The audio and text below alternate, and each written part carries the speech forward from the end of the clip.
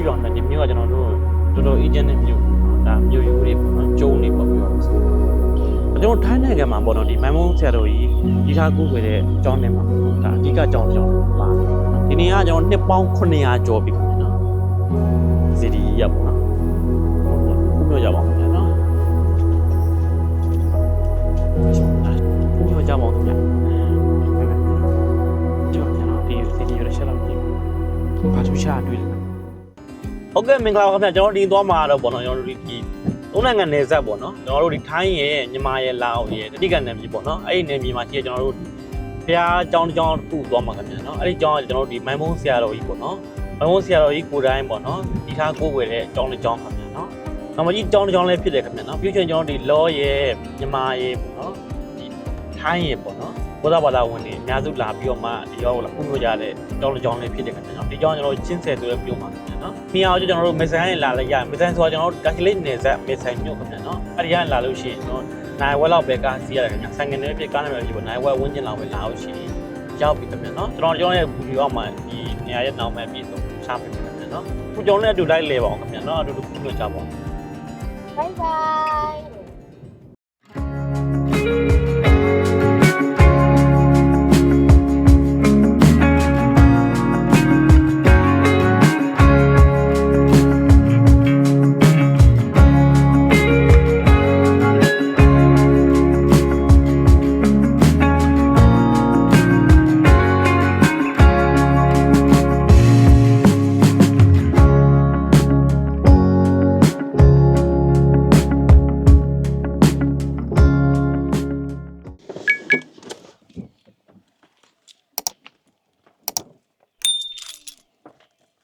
ဒါကျွန်တော်ရောက်လာပြီခင်ဗျာနော်ဒါမိုင်းမုံဆရာတော်ကြီးပေါ့နော်ဒါကိုယ်တိုင်ဒီထားကိုွယ်တဲ့အကြောင်းတစ်ကြောင်းခင်ဗျာနော်ဒီကြောင်းကကျွန်တော်ရှင်းဆယ်မြို့မှာနော်ဒါကျွန်တော်တို့မေဆိုင်တချလေးကလာနီးတယ်ခင်ဗျာနော်ကျွန်တော်မေဆိုင်တိုင်းလေးကလာလို့ရှိရင်နီးနီးလေးပဲခင်ဗျာနော်မိနစ်နိုင်ဝက်လောက်ပဲပေါ့နော်ဒီမေဆိုင်တချလေးနယ်ဆက်မေဆိုင်မြို့ကလာဖို့လည်းပတ်မယ်ဆိုလို့ရှိရင်ဖူးမြို့မယ်ဆိုလို့ရှိရင်ပေါ့နော်ပြီးတော့ဒီကြောင်းကကျွန်တော်တို့ဒီဗုဒ္ဓဘာသာပေါ့နော်ဒီလာလောဘကရောပေါ့နော်ပြီးရှင်ကျွန်တော်ဒီမြန်မာနိုင်ငံအောင်ထိုင်းနေရောပေါ့နော်အများဆုံးလာပြီးတော့ဖူးမြော်တဲ့အကြောင်းတစ်ကြောင်းခင်ဗျာနော်ဒီမှာခင်ဗျာနော်ဒီကြောင်းလေးကျွန်တော်ဒီဘက်ကိုပြီးမှတက်မယ်နော်ဒီဘက်ကိုကျွန်တော်အရင်သွားမှာပေါ့နော်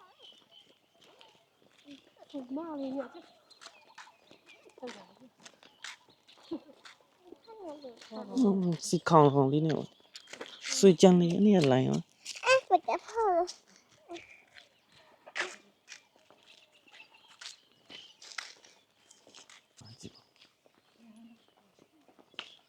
နေ့စနေနေ့ခင်ဗျာနော်စနေနေ့ဒီနေ့တော့ sorry ကိုလာမသိဘူးနော်ဟိုလာရောက်ခွင့်ရတဲ့သူတိတ်တော့မတွေ့ဘူးပေါ့နော်ပုံမှန်ဆိုတော့ကျွန်တော်တို့လူများတယ်လို့ပြောတယ်ပေါ့ဒါပေမဲ့ကျွန်တော်တို့ဒီအခါကြီးရက်ကြီးဒီမှာဆိုပိုများမယ်ခင်ဗျာနော်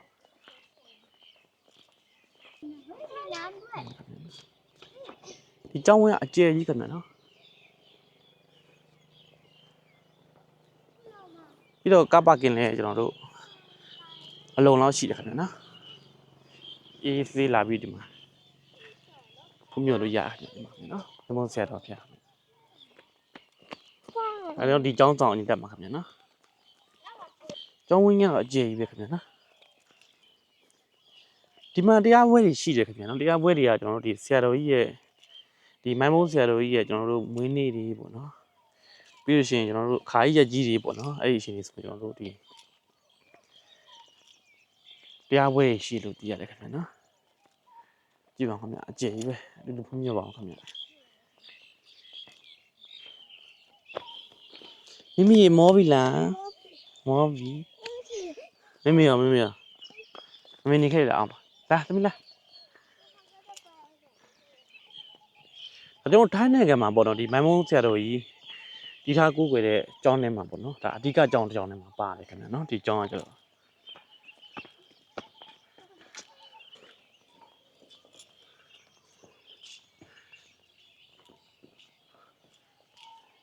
ကဲအတူဖုံးမြော်ကြပါအောင်ခင်ဗျာဒီမှာတော့ဖက်နဲ့ရှူရမယ်ခင်ဗျာနော်ဒီကျောင်းဆောင်မတက်လို့ရှိရင်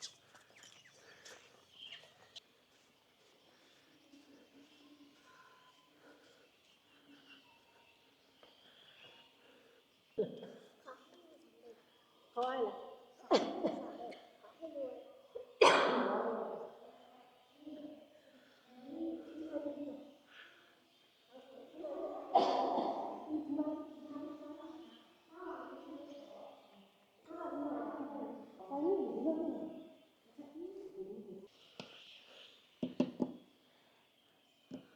ကျွန်တော်ဒီမှာကျဝင်ကြီးမရှိဘူးခင်ဗျာနော်ကျွန်တော်တို့ကိုတရားတရားမနှင်းများပေါ့နော်ဒါသူ့လူကမိုးနေမှာတူပန်းလို့ရတယ်ပြီးရင်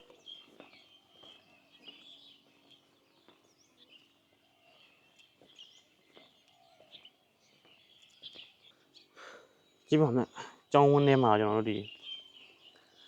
ရေအော်တော့လည်းကောင်းနေပေါ့နော်တစ်ပင်တွေအများကြီးပဲအေးချမ်းအေးလို့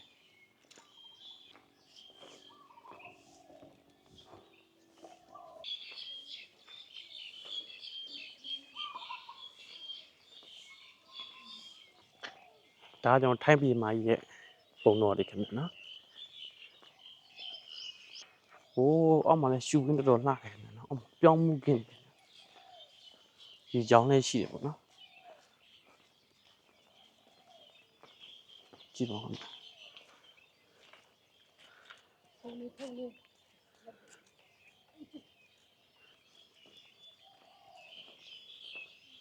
ဒါကျွန်တော်ထိုင်းတော်မူဖျားခင်ဗျာနော်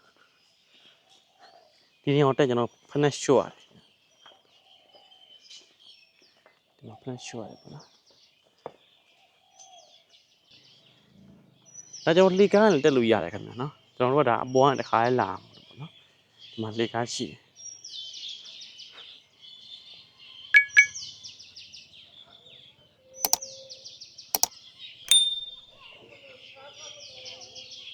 ဒီမှာဒါလေကားတက်လို့ရပါတော့ကျွန်တော်တို့ကဒီ1တက်လာတယ်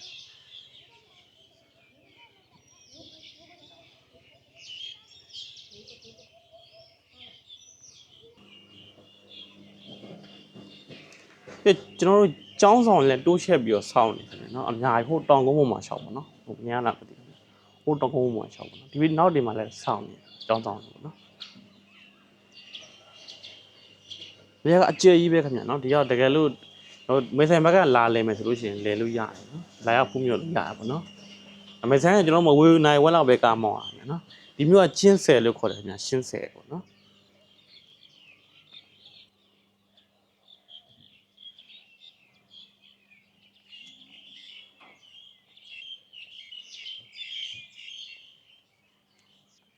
အဲကျွန်တော်ဒီဖျားကုန်းမှာကြည့်လို့ရှိရင်ဖျားကုန်းမှာအမြင့်ဆိုတော့ပေါ့နော်ကျွန်တော်အောက်ရှုခွင်းကောင်းကောင်းကြည့်လို့ရတယ်ကြည့်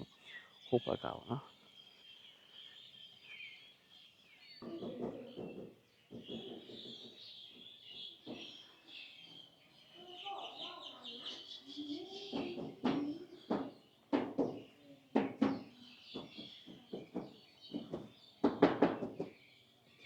ဒီနေ့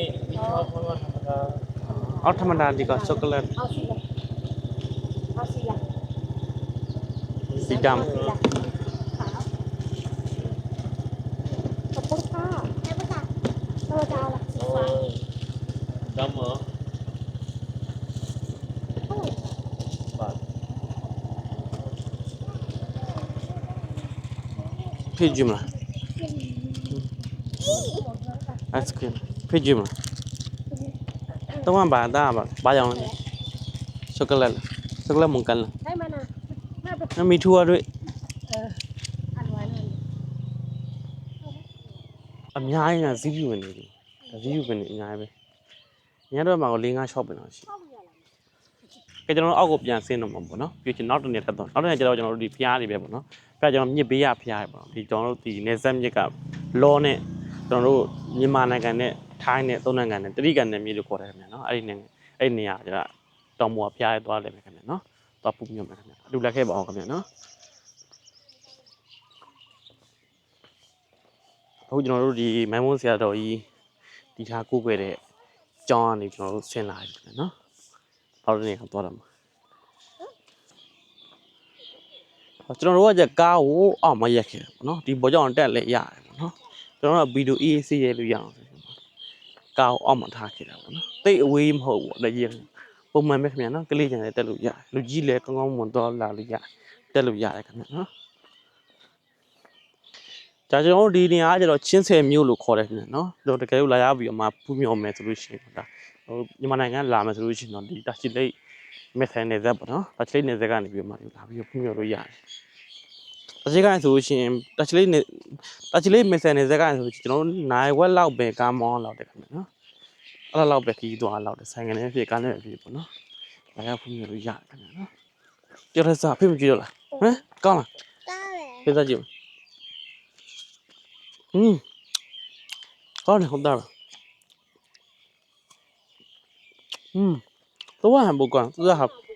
ဘူကောင်းဟုတ်တယ်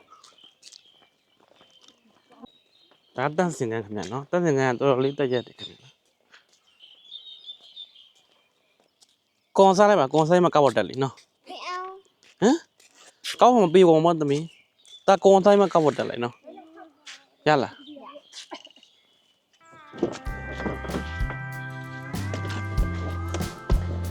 တော့ဒီမျိုးကကျလေပတ်လို့ကောင်းတယ်ခင်ဗျာနော်နေရာဟိုအရင်မျိုးရအကြီးမဟုတ်ဒါပေမဲ့လေပတ်စရာနေညာပေါ့နော်မျိုးချင်းမြစ်ကမ်းညိုပေးမျိုးဆိုတော့နော်တော့လေပတ်လို့ကောင်းကျွန်တော်ဒီမျိုးခဏခဏရောက်ဒါပေမဲ့ဒီနေရာတွေတော့မရောက်ဘူးနေရာတွေကအခုမှကျွန်တော်ဟောရောက်ပြတာတော့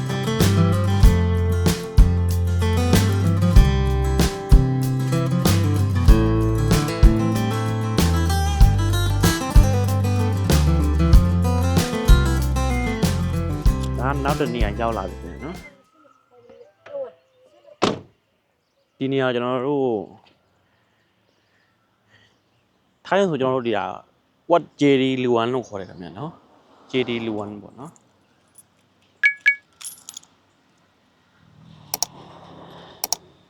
ဟုတ်ဟုတ်ထဲလို့ဒီဟာကြီးရှဟာရှောဟာရှော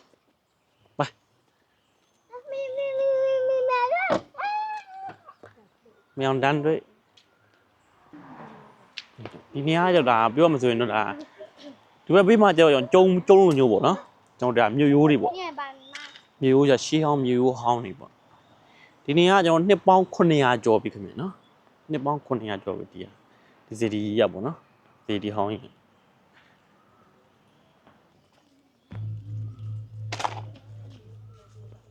ဒါတန့်စင်ကန်နေတန့်စင်ကန်ဘက်ကစင်ဘလို့ရတယ်ဟိုးဘက်ကနေဝင်ကြတယ်ဒီမှာကျွန်တော်တို့ပစ္စည်းတွေဝယ်လို့ရလက်ဆောင်ပစ္စည်းတွေပေါ့နော်အဲဖျားစင်းတို့တွေပါဝယ်လို့ရတယ်ကြည့်ပါဦးโอ้สวยจังเลยดูสิดูလွယ်ကလေးလားဒီမှာညခုမျိုးကြပါခင်ဗျာနော်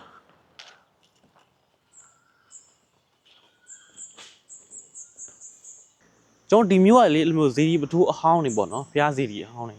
တော်တော်လေးများတယ်ခင်ဗျာနော်ဒါပေမဲ့ကျွန်တော်ပကံလောက်တော့မဟုတ်မကြီးပေါ့နော်မကြီးဆိုမှဒါပကံမျိုးလိုပဲပြောမှာပေါ့နော်အဲ့လိုမျိုးပဲပကံလောက်ကြီးတော့ပစီဒီဖူးမများဘူးပေါ့နော်ဒါဒီနေရာကကျွန်တော်ဝင်ချင်းမရှိဘူးခင်ဗျာနော်ဝင်ချင်းဖြစ်ကိုကဒီစရာရှိသလောက်ပေါ့နော်လူတန်းလို့ရတယ်ခင်ဗျာနော်အဲ့လိုလူတန်းပဲလူကံဘုံတွေမှာပဲထည့်လို့ရတယ်ခင်ဗျာနော်ဟိုဝင်ကြီးတွေပါတော့မရှိဘူးနော်ဒါကျွန်တော်ကျင့်ဆယ်မျိုးထဲမှာပဲခင်ဗျာနော်โอ้ဒီကျုံမင်းကိုအကြီးကြီးပဲကျုံအောင်ကျုံမင်းဘက်ကတော့ပေါက်ပင်လို့ပင်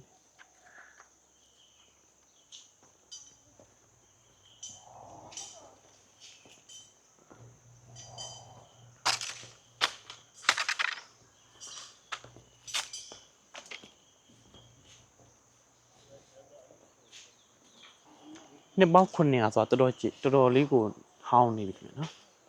နှစ်ပေါင်း900ရှိသွားပြီဒီနေရာ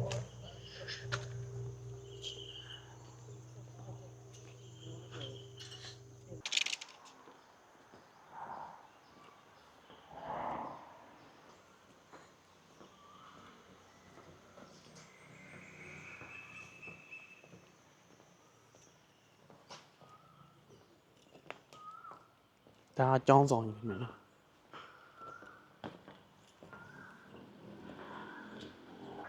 โอ้ဒီနေရာကျွန်တော်ကျွန်းတော့တော့ခေါ်လို့ရတယ်ပေါ့နော်ကျွန်းတော့ကျောင်းပေါ့ကျွန်းတော့ဖျားအလုံးခေါ်လို့ရဘာလို့ဒီကျောင်းရဲ့ဝင်းထဲမှာပေါ့နော်ကျွန်းမင်းလေးကျွန်းဆိုတာတော့တော်တော်ကြာပြီပေါ့နော်ဒီမောင်တော်တော်ကြာတော့ကျွန်းကြီး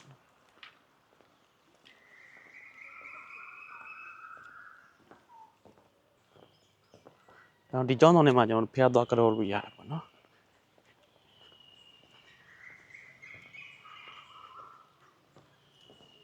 ဒါကကျွန်တော်ဟိုဘက်မှာအလူကံပုံးနေရှိနေတယ်နော်ကျွန်တော်တို့လှူလို့ရတယ်အလူကံထည့်လို့ရတယ် ဒီရဲတော့ဖက်ရှော့မှာပေါ့နော်ဒီရဲဒီမှာ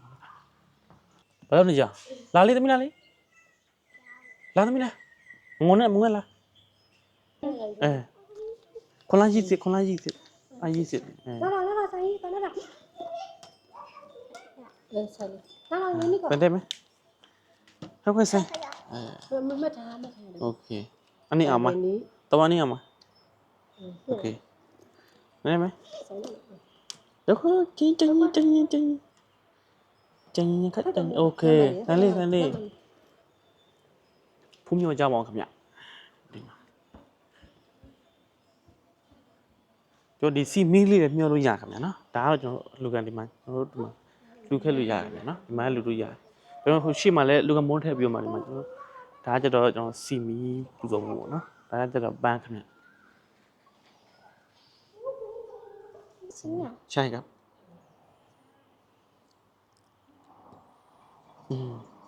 ขออะไรขอให้รวยอ๋ออย่ารวยโอเค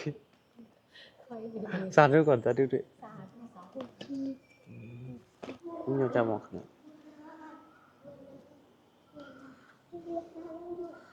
ดีมา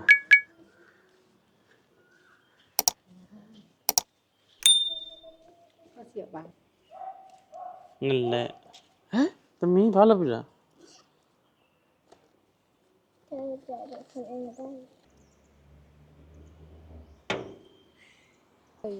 ตัวချမ်းသာနေတာတဲ့ဆိုဆူတောင်းလာသမီးလားဒီဘက်အော်ဒါလှဲ့ခင်နော်လှဲ့ဆိုမဲ့ဒါအရင်တော့ပုံစံတော့မဟုတ်တော့ဘူးနော်ဒါအိုးစီဒါဟိုကကျောင်းရဲ့နာမည်ခင်နော်ဝက်ဂျီဒီလူဝန်လို့ခေါ်တာပေါ့ဒီမှာလိုအဓိပ္ပာယ်ပြန်ရင်တော့ကျွန်တော်တို့စီဒီများလို့အဓိပ္ပာယ်ထွက်မှာနော်ကျွန်တော်ဒီ JD ဆိုတဲ့အသုံးတော့ကျွန်တော်မြန်မာလိုကျွန်တော်စီဒီကိုခေါ်တာပါနော်အတန်ထွက်မတူတာပေါ့နော်အဓိပ္ပာယ်တော့အတူတူပဲခင်ဗျနော်ထိုင်းလို့ဆိုကျွန်တော် JD ပေါ့နော်မြန်မာဆို CD လို့ခေါ်တာပေါ့နော်ဒါအခုကျွန်တော်တို့အဲ့ဒီကြောင်းကနေပြန်ထွက်လာပြီခင်ဗျနော် What JD လွမ်လို့ခေါ်တယ်ခင်ဗျဒီနေရာပေါ့နော်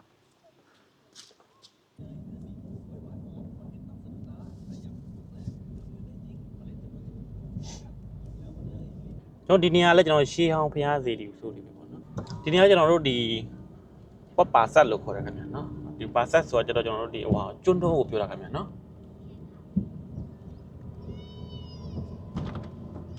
ကျွန်းတော်ပြောတာနော်ဒီလည်းဝင်လို့ရတယ်ကျွန်တော်တို့ကမဝင်တော့ဘူးနော်ဒီအချိန်နည်းလေးမလောက်တော့လို့ပေါ့နော်ဒီထဲကကျွန်တော်တို့နိုင်ငံသားဆိုလို့ရှိရင်90ပတ်လာမသိရှိရပေါ့နော်ကြည့်ပါဦးမြတ်ဒီမြို့ကကျွန်တော်တို့တော်တော်အေဂျင့်နဲ့မြို့ပဲနော်ဒါမြို့ရိုးတွေပေါ့နော်ကျုံးတွေပေါ့ပြောရမှာဆိုဒီပါ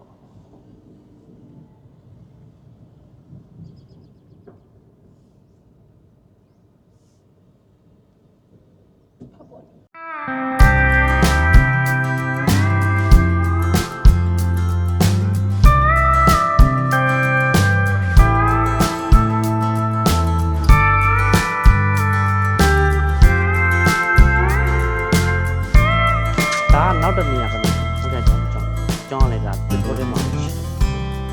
ဒီကျောင်းရဲ့နာမည်ကကျွန်တော်ဒီဝက်ဖတ်တာကျောင်းကီတီလို့ခေါ်တယ်နော်ကျောင်းကီတီဝက်ဖတ်တာကျောင်းကီတီပေါ့နော်ဒီကျွန်တော်တို့ပေါ်ဆုံးကထိုင်းစာခင်ဗျနော်အလဲကကျတော့ဒါလန်နာစာလို့ခေါ်တယ်လန်နာယဉ်ကျေးမှုနော်လန်နာယဉ်ကျေးမှုနာစာအောက်ကကျ English ပေါ့နော်ကျွန်တော်ဒီကျောင်းကကျွန်တော်ဒီနှစ်ပေါင်းမနေတော့ဘူးပေါ့နော်နှစ်ပေါင်းမနေဆိုထောင်ရှိနေပြီခင်ဗျာနော်ဒါကျွန်တော်တို့ဒါ AD 940ဝန်းကျင်လောက်တည်းပေါ့နော်တရှိခဲ့တဲ့ကျောင်းခင်ဗျာနော်ဟောကျွန်တော်လီကတစ်အတိအကျတော့မဟုတ်ဘူးနော်လီကတစ်300ကျော်လို့ပြောတယ်ခင်ဗျာနော်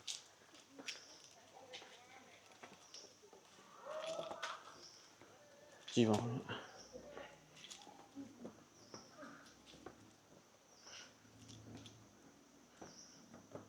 ဟောဒီထဲမှာလည်းနောက်ထပ်ကြောင်းတောင်ရှိသေးတယ်ပေါ့နော်ဒါ what စွမ်းစနုပ်ကြည့်ပါမယ်ဒါရှေးဟောင်းဖျားစနုပ်တော်တယ်ပေါ့နော်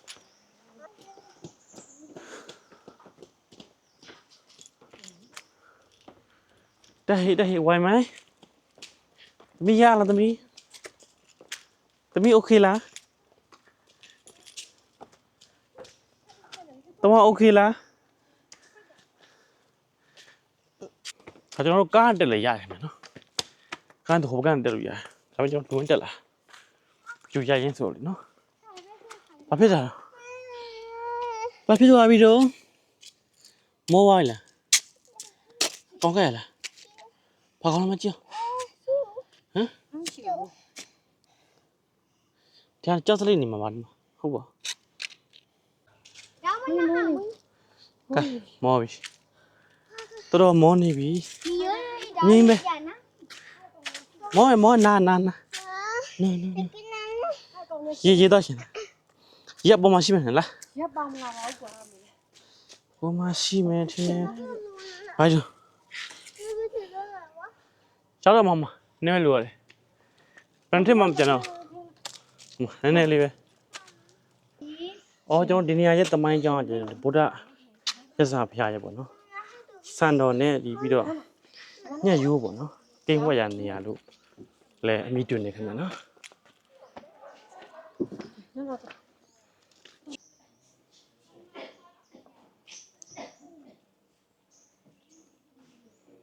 là cháu giàu này không nó rồi là phải show nó clear hộ mà mua này vì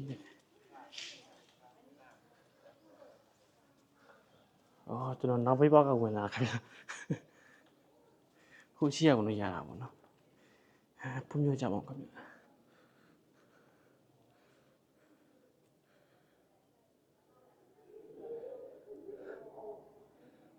ta về được cái nó TV cho nó trong bộ mặt cái này phải cho huề bia quên là quên bao mau à bọn nó đã chỉ bảo cái này chỉ bảo chỉ mà tôi làm những cái này nó chỉ bảo phải cả xuân tôi cho những người nó sống lâu mà thì ta lo này cái này nó mà miết cái này cái gì ở nhà mà nó cho nó camera tí rồi xuống tôi luôn nhà nó chưaถ้าကျွန်တော်ဖျားကုန်းပေါ်တွေ့ရတယ်မြင်ကွယ်ခင်ဗျာနော်ကျွန်တော်ဒီဖျားကုန်းပေါ်ကလည်းကျွန်တော်တို့ဝင်ကြီးမရှိဘူးခင်ဗျာနော်ဒီဖျားဝင်ကြီးပါမရှိဘူးကျွန်တော်တို့တရားတရားရှိတဲ့လောက်ပေါ့နော်အလူကမုန်းနေမှာလူငယ်ထည့်လို့ရတယ်ခင်ဗျာနော်တန်ရှင်းမှုကုညီတဲ့ပေါ်မျိုးနဲ့ပေါ့နော်ဒါကားပါကင်ခင်ဗျာနော်ကားပါကင်ကျွန်တော်တို့ကကျတော့ကားအောက်မှာထားခဲ့လူနဲ့တက်လာကားတက်လည်းရခင်ဗျာနော်ဒါအသက်ကြီးရွယ်ဟိုတွေတို့ပြီးရှင်ကလေးငယ်တွေပါနေတာကျွန်တော်တို့ဝမ်းတက်ကားနဲ့တက်ရတယ်ခင်ဗျာနော်ကျွန်တော်ဒီဖျားကုန်းပေါ်လည်းဖက်ရှိုးရတယ်ခင်ဗျာနော်ဖက်ရှိုးတယ်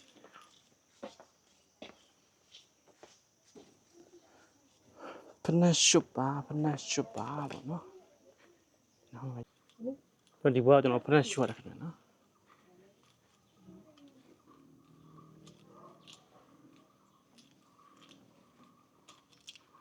မကြည့်ပါခင်ဗျာနော်ဒီဗီဒီယိုတစ်ချက်လောက်ကြည့်ဘာထူးခြားတွေ့တယ်ခင်ဗျာစောင်းနေရပါတော့တစ်ပတ်စောင်းနေကျွန်တော်နှစ်ပေါင်းထောင်ကျော်ပြီဆိုလေနော်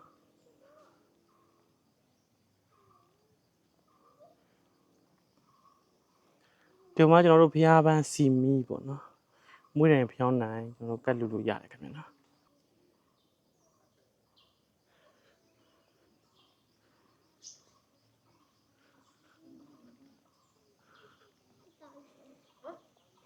ဒါကျွန်တော်ဒီမျိုးရကျွန်တော်ရှေးဟောင်းအမွေနှစ်ထဲရတခုကြောင်းပေါ့နော်ဒါဒီကြောင်းနှစ်ပေါင်းတော်ကြာပြီခင်ဗျာနော်ဒါကျွန်တော်ဖျားကုန်းကိုပြန်စလိုက်ပေါ့နော်ဒီမျိုးကကျွန်တော်ဒီရှေးဟောင်းဇေဒီပထိုးတွေရမ်းများတဲ့မျိုးလေးပေါ့နော်ဒီမျိုးရိုးတွေကျုံးတွေပေါ့နော်တော်တော်များတယ်ခင်ဗျာနော်တရီကုန်းရှော့ပတ်လဲမယ်ဆိုတော့မကုန်ခင်ဗျာနော်ဒီမျိုးကျွန်တော်ချင်းဆယ်မျိုးလို့ခေါ်ရမယ်နော်ဒီချင်းဆယ်ဆိုတာကျွန်တော်တို့မြို့နယ်လေးပေါ့နော်မြို့နယ်လေးသူ့ရဲ့တန်းခရိုင်ကကျွန်တော်တို့ခရိုင်ကကျွန်တော်ရှင်းလိုင်းဆိုတဲ့ခရိုင်ပေါ့နော်အဲ့ဒီခရိုင်တွေကမြို့ငယ်လေးတမျိုးခင်ဗျာနော်ဒါကျွန်တော်တို့မြန်မာနိုင်ငံနဲ့လည်းမဝေးပေါ့နော်နေဆက်လို့ပြောလို့ရပါဘောနိလောရယ်ညီမရယ်ဒီထိုင်းရယ်ပေါ့နော်တတိကန်နေမျိုးတော့ဒီနေရာပဲခင်ဗျာနော်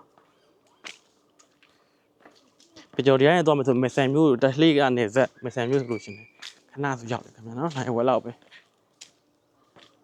တကယ်လို့လာရောက်လဲပတ်မယ်ဆိုဒီမျိုးကိုလာလေခင်ဗျာနော်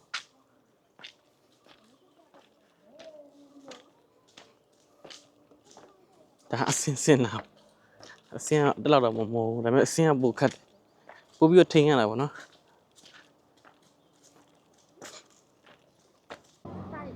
ဒါကတော့မြစ်ခင်ဗျာနော်ကြည့်ပါကိုကားပဲရေကလေးနဲ့ဘက်ကမြစ်ကြီးပေါ့နော်ဘက်ကလောနိုင်ငံလောလာအို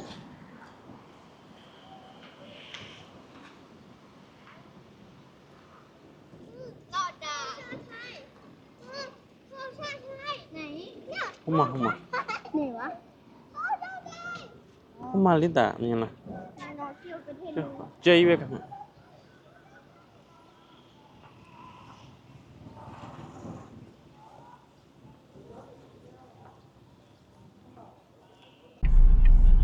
ဒါခုကျွန်တော်တို့အပြန်လန်းရောက်လာပြီပေါ့နော်ဒါကကျင်းဆယ်ဘက်သွားတဲ့တက်ခင်ဗျကျွန်တော်တို့ကဒီဘက်သွားအောင်ပေါ့နော်ဒီဘက်သွားလို့ရှိရင်ကျွန်တော်တို့ရှင်းလိုင်းဘက်ကိုရောက်ဒါပေမဲ့ကန်ထူတာမှာကားစီကကုန်းတော့လောက်ပေါ်မလားမသိဒီလက်မှာစီပန်းမရှိဘူးရောမေးနေတယ်ထဲလိုက်အော်ဟိုမှာတော့ရှိရတယ်ဝေးလာမသိဒါကျွန်တော်တို့ကမျိုးပြင်လမ်းကမောင်းလာဆိုတော့စီပန်းရှိတော့နည်းနည်းအလန်းဝေးတာပါလမ်းပြန်တော့ဆင်းတွန်းအောင်အကောင်မောင်းတယ်ရောက်ပါပါမမလိုက်ဒီပါကားထင်းတော့မှာနော်โอเคလားဟဝမ်ဟမ်โอเคလားကားစီကုံတော့မှာတဲ့ကားစီကုံပြလို့ရှိရင်တွန်းရမှာโอเคလားတဲ့တော်တော်ကြမှာโอเคไหมဝိုင်းမယ်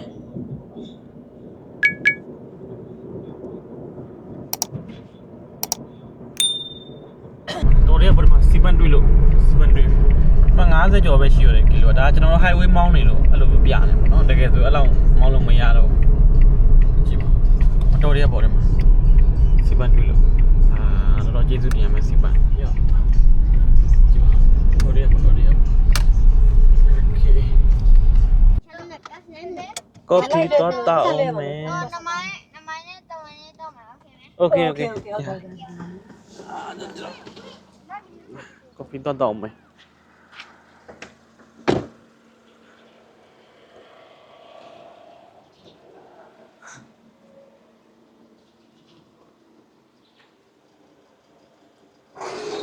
แก้วเท่าไหร่เอาอเมริกาโน่เย็นครับ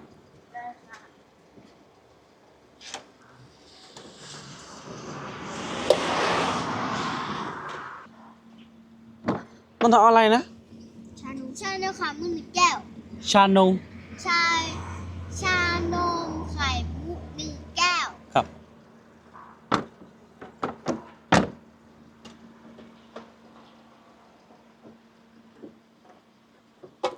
แล้วก็ชานมครับใส่มูดด้วยใช่ค่ะแล้วก็ชาไทย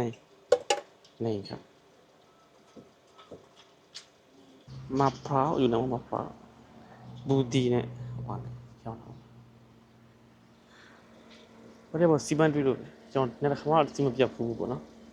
ဒီစီပြတ်သွား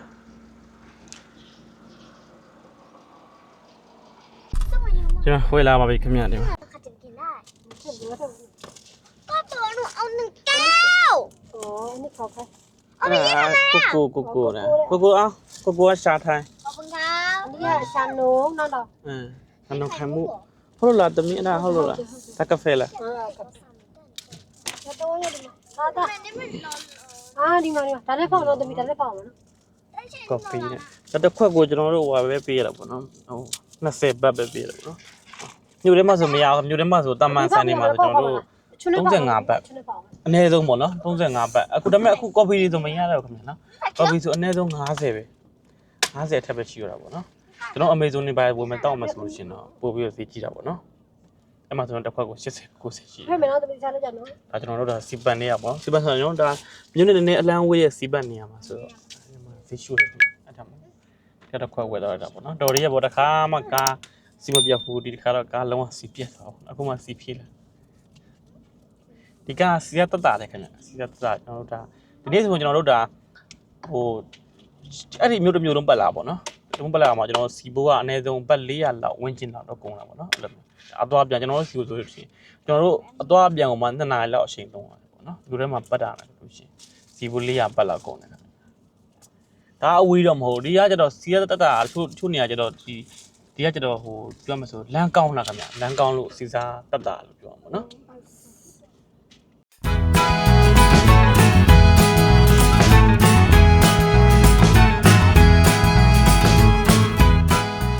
မလေးမဝိုင်းတော့ဦးတဲ့ကိုကောစပိုင်စပိုင်ใช่ไหมဟမ်ဘိုင်နာနာဘာဖြစ်ဘိုင်နာဘာသာဟမ်အဲ့ဒါဘိုင်အဲ့အေးတော့ဘိုင်နာဟုတ်လို့ပေါ့ငါဒါအေးက UAE လေးပါတကယ်တောက်လို့ရပေါ့ပြီလားအေးရှောက်တော့